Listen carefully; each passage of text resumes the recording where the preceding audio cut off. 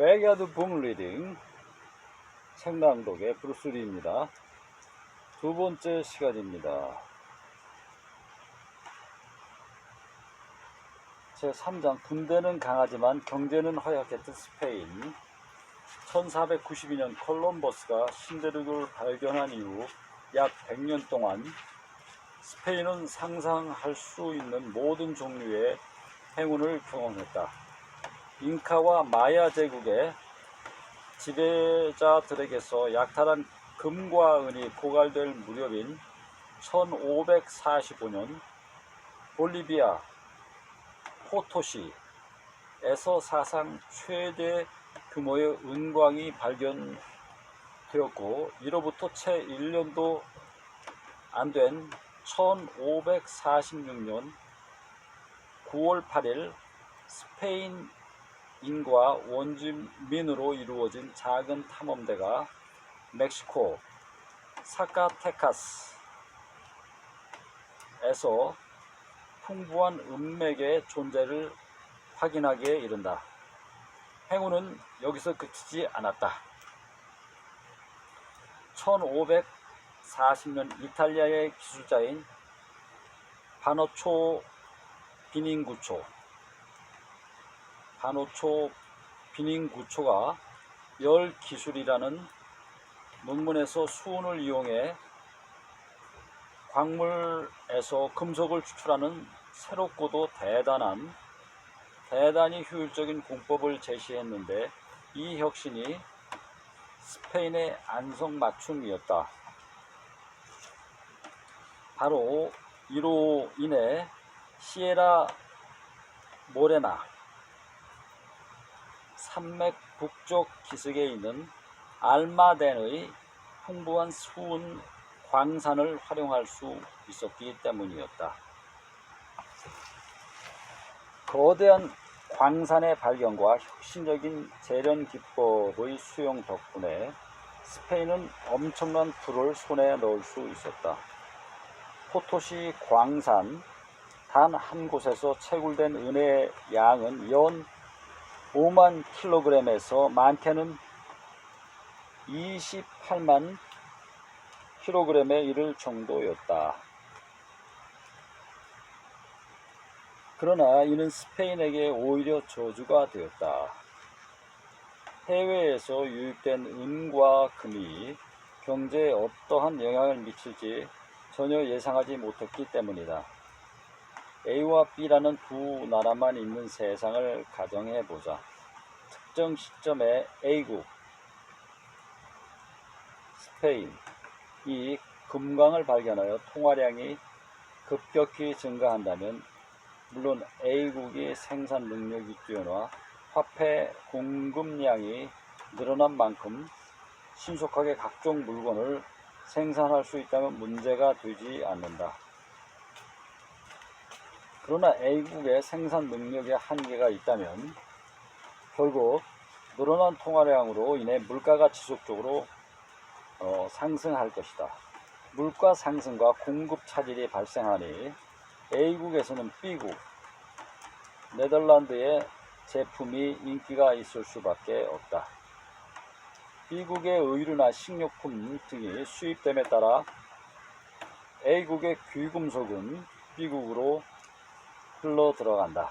이는 전형적인 네덜란드병, Dutch disease, 네덜란드병의 흐름이다. 네덜란드는 1959년 북해에서 대규모 가스전을 발견하였고, 이후 천연가스 수출로 매년 수십억 달러를 벌어들였다.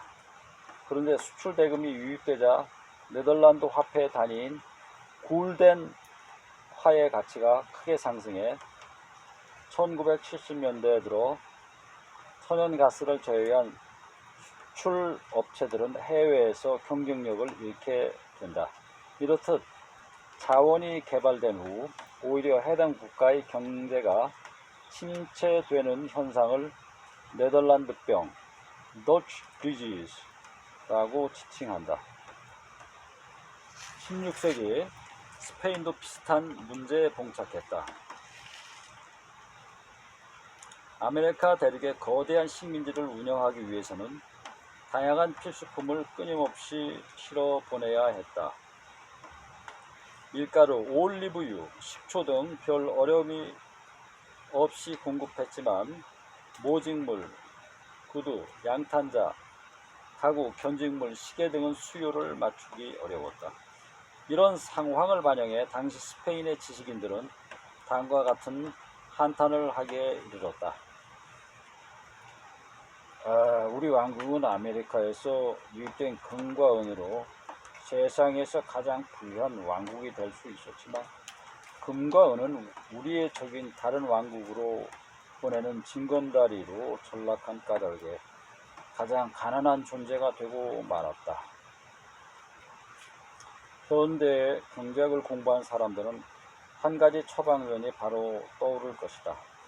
통화량이 갑작스럽게 늘고 걷잡을 수 없는 인플레이션이 발생할 경우 금리를 인상해 경제 전체에 수요를 진정시키는 것이 첫 번째 대책이다. 그러나 당시 스페인에는 중앙은행이 없었기에 금융 정책을 펼칠 방법이 없었다.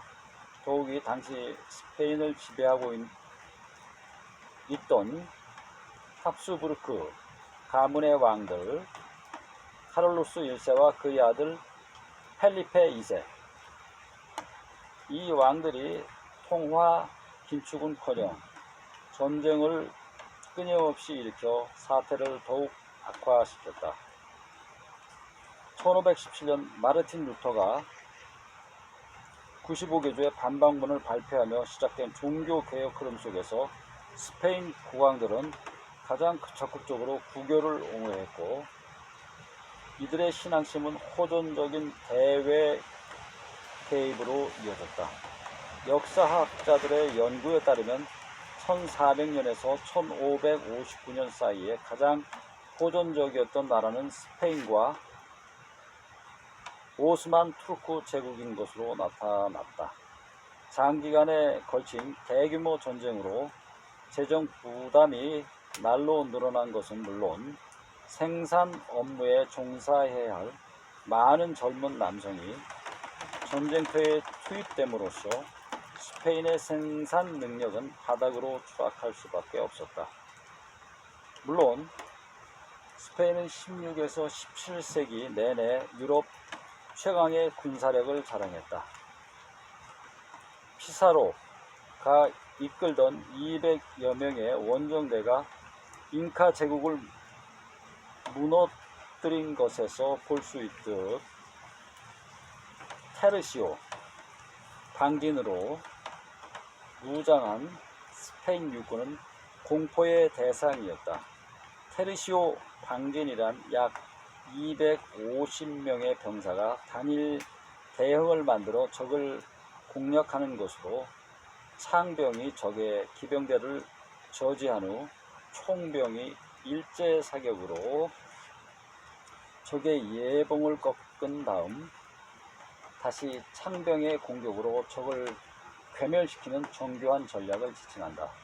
이 전술은 창병을 이용하여 재장전에 시간이 걸리는 총병을 보호할 수 있다는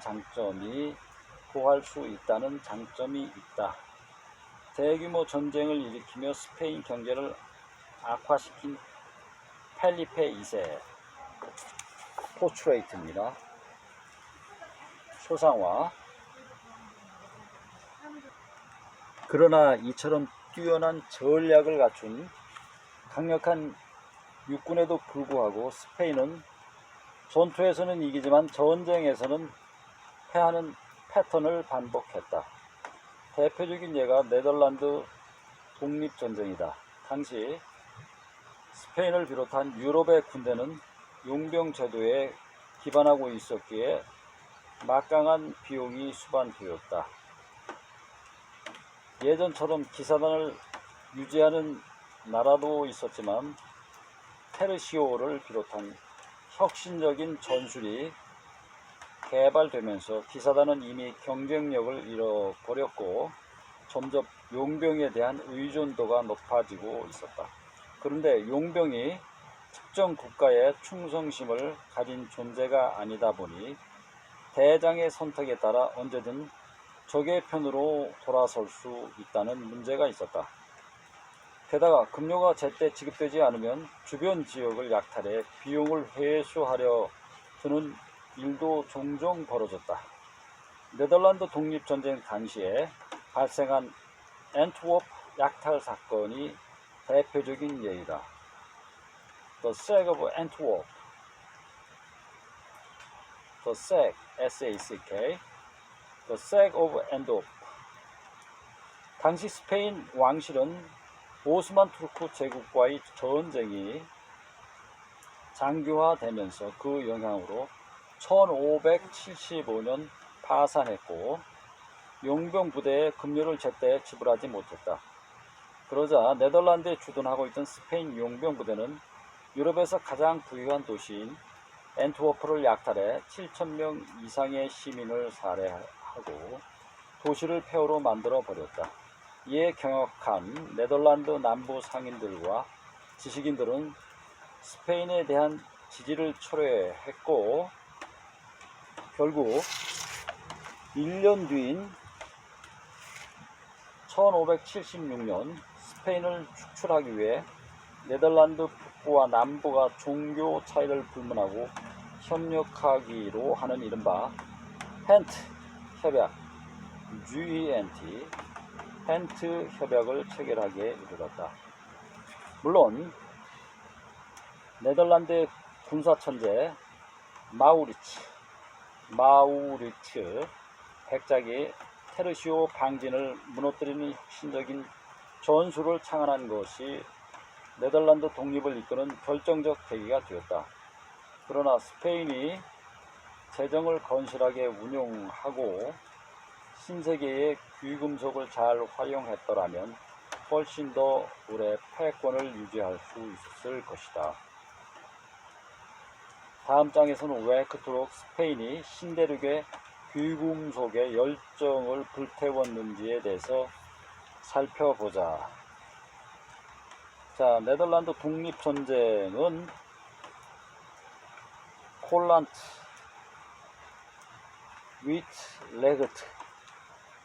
위트레흐트 등 북부 7개 주의 신교도들이 종교 탄압에 항거하여 일으킨 시민운동에서 발전한 것이고 당시 카톨릭교가 주축이던 네덜란드 남부는 오히려 스페인을 지지했다.